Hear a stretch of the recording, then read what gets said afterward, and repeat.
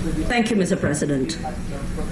Mr. President, distinguished colleagues, I have the honor to report to this chamber key issues discussed at the 3rd UN World Conference on Disaster Risk Reduction, which concludes today in Sendai, Japan.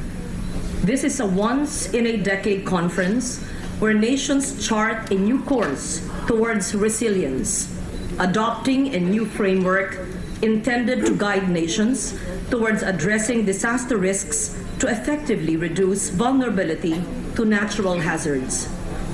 10 years ago, Mr. President, the Hyogo Framework for Action was adopted by 168 countries at the World Conference on Disaster Risk Reduction in Kobe, Hyogo, Japan, putting a spotlight on the need to shift our approach from disaster relief and response to building the resilience of communities to disasters. Among the 5 priority actions of the HFA, making disaster risk reduction a policy priority and strengthening institutions has progressed the most. However, translating policies into action is a different issue altogether. Prior to the official opening of the 3rd WCDRR, the Inter-Parliamentary Union, or the IPU, and the UNISDR organized a parliamentary meeting on governance and legislation for disaster risk reduction last March 13. 50 parliamentarians from 22 countries present in the meeting recognized the need to fill in the gap in the implementation of DRR laws, and we commit to the following actions in support of the post-2015 framework for DRR. First, to obtain the highest level of political support for the post-2015 framework for DRR. Second, to strengthen legislative framework to support a paradigm shift towards risk-sensitive and resilient development. Third, to support improved institutional setup for governing of DRR. Fourth, to promote local capacity building, establish strong oversight to enhance accountability, and to enhance parliamentary cooperation for DRR. Part of these commitments, Mr. President, is introducing legislation to strengthen multi-hazard early warning systems, which I will call MUSE, which is a more holistic and integrated approach to early warning, as it promotes public awareness and understanding its impacts and risks from natural hazards, and guides the people and sectors at risk in making decisions and taking early action. Legislation in strengthening MUSE could ensure that early warning services reach the last mile, such as the most remote and vulnerable populations, providing them with timely, meaningful, and actionable warning information.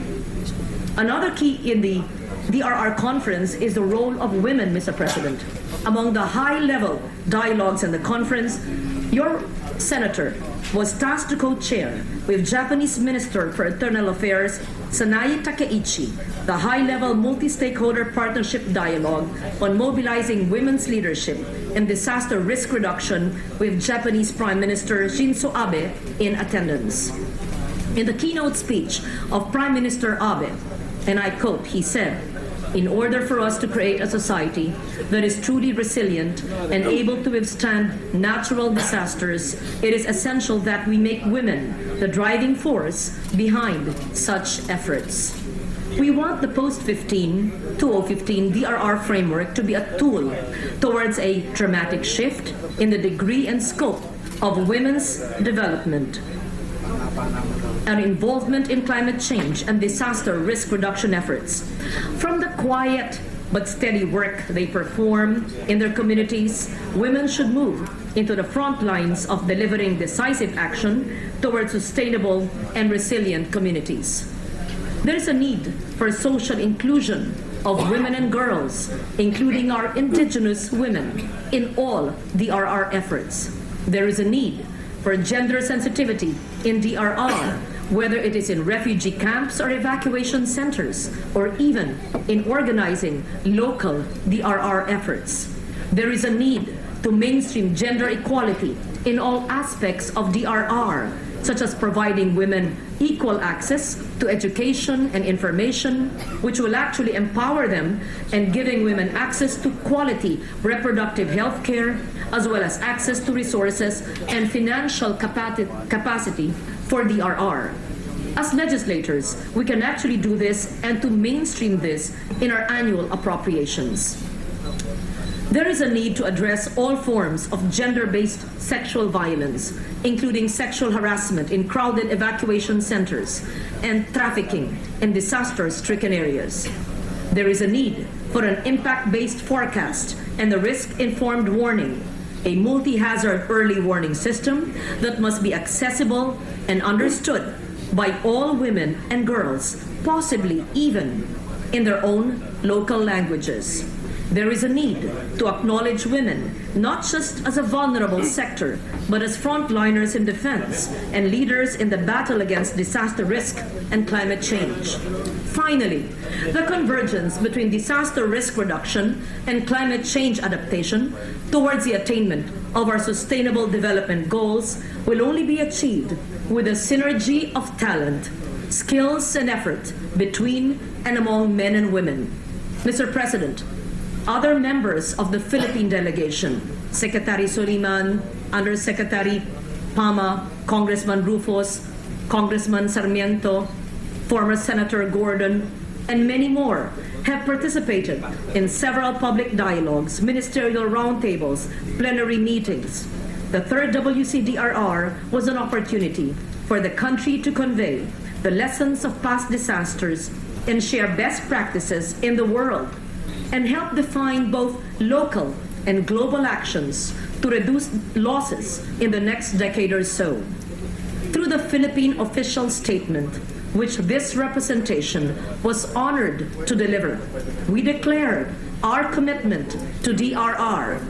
We shared with the world how amidst our vulnerability, the Philippines has been undertaking very serious and concrete actions to rebuilding resilience by adhering to the Yogo Framework for Action.